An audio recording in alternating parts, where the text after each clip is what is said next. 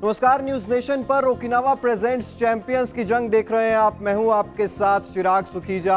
IPL 2023 अब बचे हैं आखिरी 4 मुकाबले और ये हो चुकी है शुरू प्लेऑफ्स की जंग। यानी कि टॉप 4 टीमें तो हमें मिल गई हैं, लेकिन कौन जीतेगा आईपीएल 2023 का खिताब, ये अभी भी देखने वाली बात होगी। अब पूरे आईपीएल सीजन आपने हमारा साथ दिया है।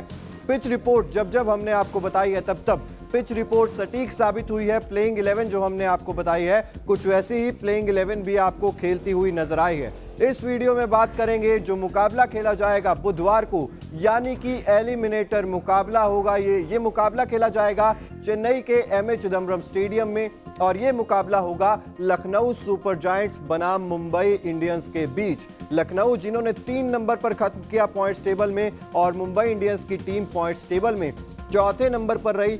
एलिमिनेटर मुकाबला ये होगा, यानी कि साफ तौर पर ये मुकाबला करो या मरो का मुकाबला होगा दोनों ही टीमों के लिए। जो भी टीम ये मुकाबला हारती है वो बाहर हो जाएगी आईपीएल 2023 की रेस से, और जो टीम ये मुकाबला जीतेगी वो क्वालिफायर 2 खेलेगी और फाइनल में जाने का इंतजार करेगी। और साफ तौर पर ये मुकाबला तो इंपॉर्टेंट है ही। चेन्नई के चेपॉक स्टेडियम में ये मुकाबला खेला जाएगा।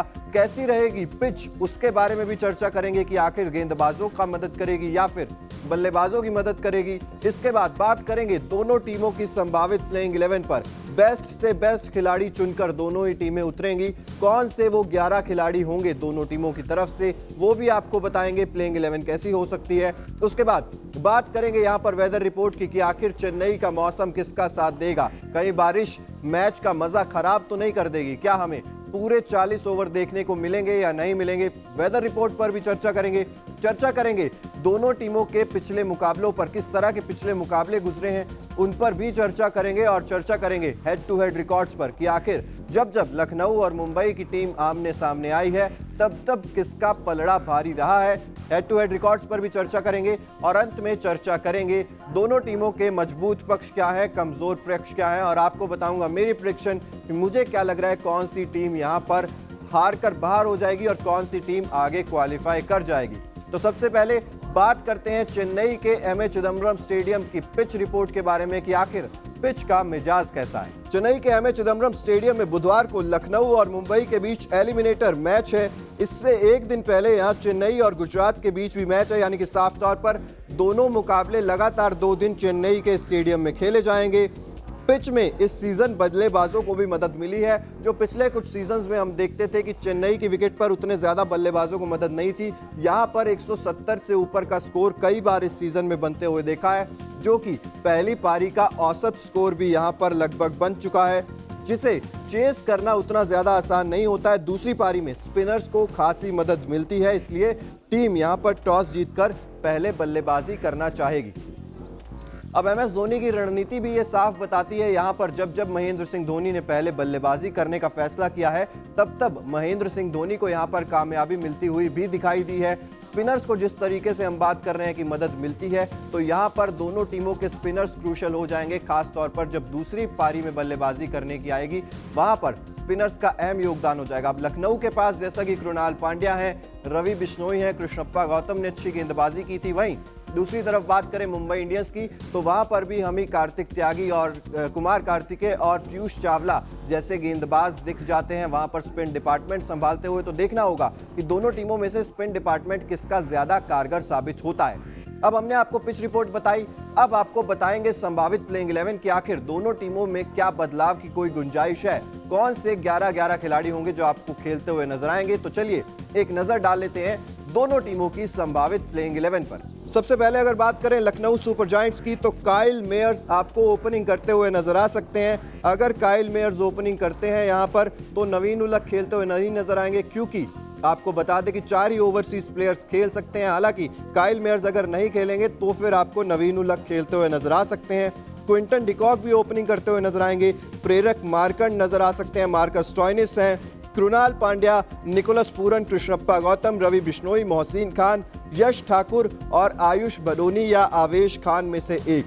अब अगर काइल मेयर्स नहीं खेलते हैं तो आयुष बडोनी आपको खेलते हुए नजर आएंगे और इंपैक्ट प्लेयर के रूप में आएंगे नवीन उल हक। और अगर काइल मेयर्स खेलते हैं तो आपको आवेश खान गेंदबाजी में खेलते हुए नजर आ सकते हैं। वहीं मुंबई इंडियंस की बात करें तो रोहित शर्मा और ईशान किशन आपको ओपनिंग करते हुए ही नजर आएंगे। उसके बाद नंबर 3 पर कैमरॉन ग्रीन आते हैं, जिनका प्रदर्शन पिछले मुकाबले में शानदार रहा है।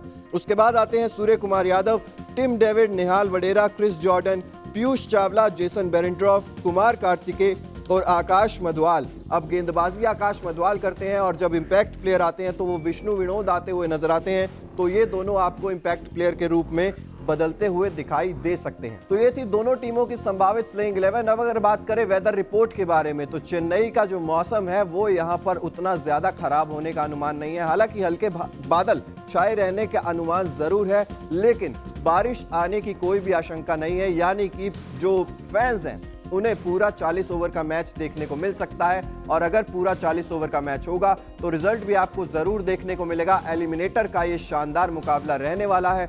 अब ड्यू फैक्टर चेन्नई में उतना ज्यादा नहीं है, हल्का फुल्का है, लेकिन स्पिनर्स को दूसरी पारी में मदद मिलेगी, ये बात लगभग यहाँ पर तय रहती है। क्योंकि चेन्नई को हमने देखा है स्पिनर्स का जिस तरीके से इस्तेमाल करते हैं वो तिकड़ी है। यहाँ पर भी स्पिनर्स का अहम योगदान रहने वाला है और जो स्पिन को अच्छा नहीं खेल पाते हैं बल्लेबाज, उनके लिए यहाँ पर मुश्किल रहने वाली है। अगर हम बात करें हवा की तो 10 किलोमीटर प्रति घंटा के आसपास की रफ्तार से यहाँ पर हवाएं चलने का अनुमान है। ह्यूमिडिटी थोड़ी बहुत रहने की यहाँ पर अनुमान जरूर है, लेकिन उतनी ज्यादा भी नहीं होगी।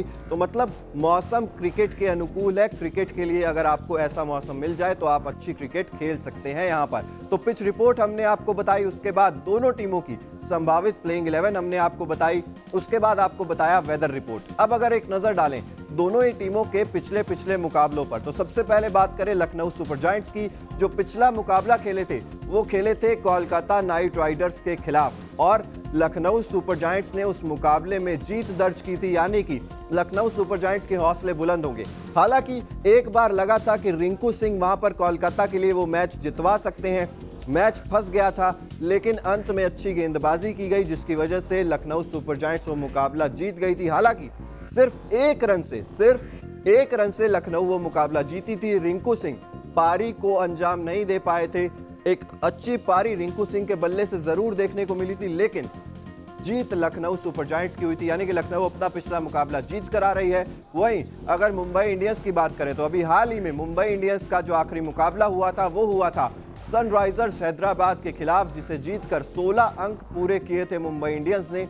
अब आप वो मुकाबला कैसे भूल सकते हैं? सनराइजर्स हैदराबाद जिन्होंने पहले बल्लेबाजी करते हुए 200 रन बना दिए थे, मुंबई इंडियंस के लिए एक बार को लगा था कि परेशानी होगी, लेकिन कैमरॉन ग्रीन ने शानदार तरीके से बल्लेबाजी करते हुए शतक जड़ा था मुंबई इंडियंस के लिए और मुंबई इंडियंस उस मुकाबले को आसानी से जीत गई थी। अंत में कैमरॉन ग्रीन का शतक देखने को मिला था, इसके अलावा रोहित शर्मा का अर्धशतक भी हमें देखने को मिला था।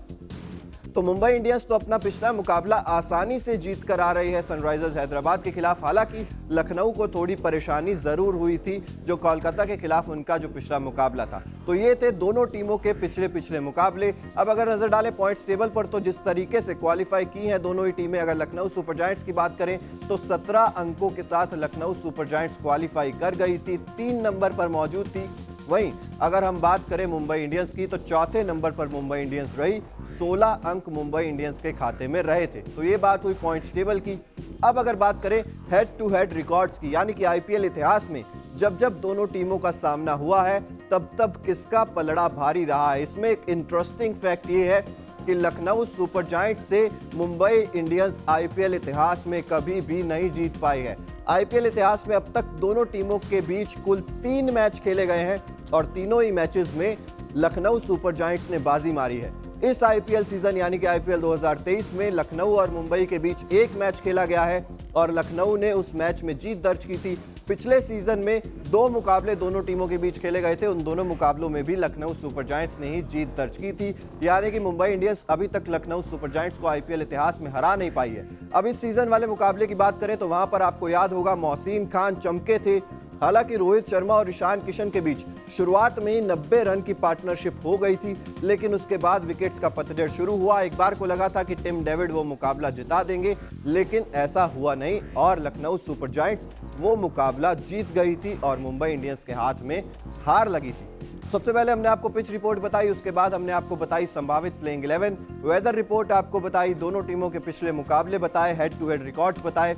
अब एक नजर डाल लेते हैं दोनों टीमों के मजबूत पक्ष क्या है और दोनों टीमों की कमजोरियां क्या हैं। सबसे पहले अगर बात करें लखनऊ सुपर जायंट्स की, तो वहां पर लखनऊ सुपर जायंट्स के लिए जो मजबूत पक्ष है वो है मार्कस स्टोइनिस और निकोलस पूरन की बल्लेबाजी। अब आपको याद होगा यहाँ पर जिस तरीके की बल्लेबाजी करते हैं Nicholas Pooran, Kolkata Knight Riders के खिलाफ जो आखिरी मुकाबला खेले थे उसमें भी निकोलस पूरन ने तेज तर्रार पारी खेलते हुए अर्धशतक लगाया था और मार्कस स्टोइनिस भी कंसिस्टेंटली इस टीम के लिए बल्लेबाजी करते हुए नजर आ रहे हैं।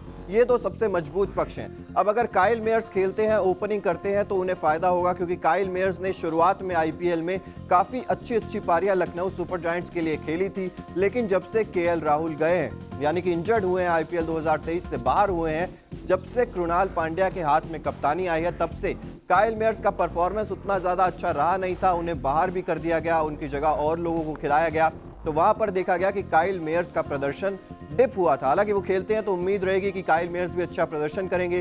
क्विंटन डिकॉक इस टीम के पास है, कंसिस्टेंट डिकॉक जिन्हें हम कहते हैं, और कंसिस्टेंटली वो भी यहां पर इस टीम के लिए रन बनाते हुए नजर आते हैं। इसके बाद अगर बात करें गेंदबाजी की, तो वहां पर रवि बिश्नोई ने अच्छा खासा प्रदर्शन करके दिया इस टीम के लिए। हालांकि तेज गेंदबाजी में इतनी ज्यादा धार नजर नहीं आती, जो कि इस टीम का एक कमजोर पक्ष है।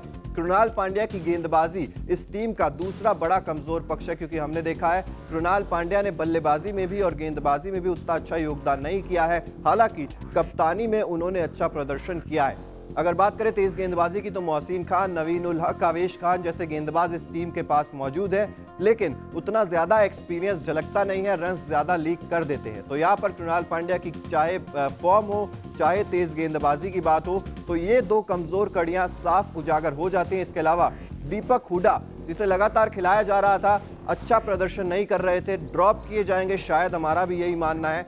दीपक हुडा एक और कमजोर पक्ष है लखनऊ सुपर जायंट्स के लिए। तो ये तो बात हुई लखनऊ सुपर जायंट्स की। अब अगर बात करें मुंबई इंडियंस के मजबूत पक्ष की, तो देखिए साफ तौर पर मुंबई इंडियंस का मजबूत पक्ष जो सबसे पहला है वो है सूर्य कुमार यादव। मिस्टर 360 आप कह लीजिए, स्काई आप कह लीजिए, इकलौते ऐसे खिलाड़ी हैं जिन्होंने अपने दम पर मुंबई इंडियंस को कई सारे मैचेस जिताए हैं। सूर्य कुमार यादव का बल्ला अगर चल गया तो यहां पर मुंबई इंडियंस इस मुकाबले को आसानी से जीत लेगी। दूसरा जो मजबूत पक्ष है वो है रोहित शर्मा का वापस फॉर्म में आना। पिछले मैच में ही अर्धशतक लगाया। अगर इसी फॉर्म को बरकरार रखते हैं रोहित शर्मा, तो निश्चित रूप से मुंबई इंडियंस के लिए फायदा होगा। कैमरॉन ग्रीन का यहां पर हमने देखा शतक आ गया है।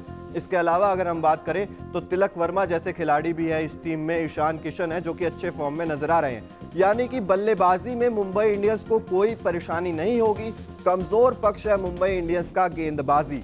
अब गेंदबाजी की बात करें तो गेंदबाजी में इनके पास जेसन बेरेंड्रॉफ है, क्रिस जॉर्डन है। उसके अलावा अगर हम बात करें स्पिन की, तो वहां पर पीयूष चावला इकलौते ऐसे खिलाड़ी हैं जो मजबूत पक्ष में आते हैं, लेकिन रन्स जो हैं वो मुंबई इंडियंस काफी ज्यादा लीक कर देती है, चाहे क्रिस जॉर्डन हो, चाहे जेसन बेरेंड्रॉफ हो।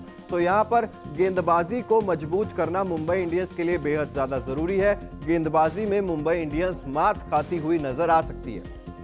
तो पिच रिपोर्ट हमने आपको बताई, उसके बाद संभावित प्लेइंग 11 बताई, weather report, head to head records, पिछले मुकाबले और दोनों टीमों के मजबूत पक्ष और दोनों टीमों की कमजोरियां भी हमने आपको बताई। ये सब जानने के बाद आपको क्या लगता है, कौन सी टीम यहां पर बाजी मार जाएगी, कौन सी टीम एलिमिनेटर वाला मुकाबला हार कर बाहर हो जाएगी?